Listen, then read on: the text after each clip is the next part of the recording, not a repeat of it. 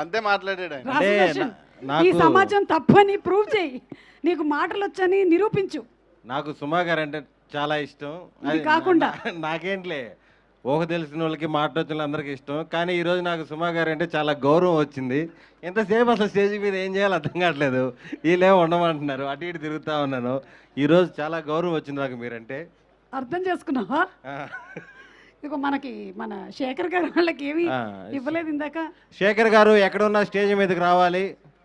వంశీ శేఖర్ గారు ఇద్దరు తెర వెనకే కాదు, తెర ముందు కూడా మీరు ఉండాలి. మీరేంటో బయట ఉంటున్నారు.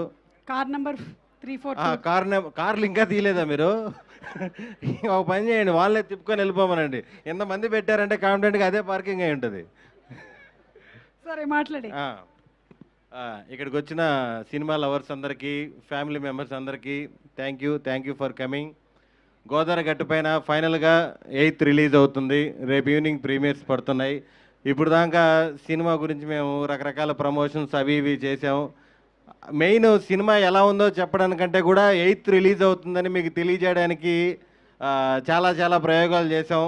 సుమంత్ ప్రభాస్ తెలుసుగా మనోడి ఇంక ఐడియాలు రకరకాలుగా చేశాడు.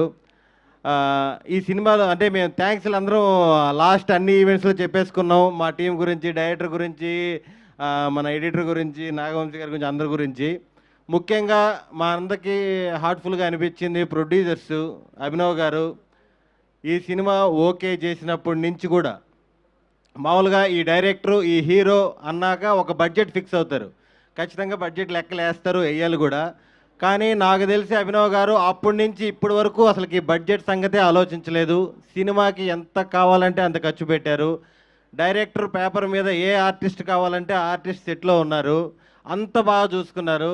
మాకు నిజంగా హార్ట్ఫుల్గా చెప్తున్నాం, ఇలాంటి ప్రొడ్యూసర్స్ ఇండస్ట్రీలో ఉండాలి.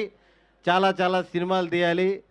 ఈ సినిమా మంచి హిట్, రెడ్ పపెట్కి చాలా మంచి పేరు రావాలి, ఇండస్ట్రీలో నిలబడిపోవాలని మనస్ఫూర్తిగా కోరుకుంటున్నాము.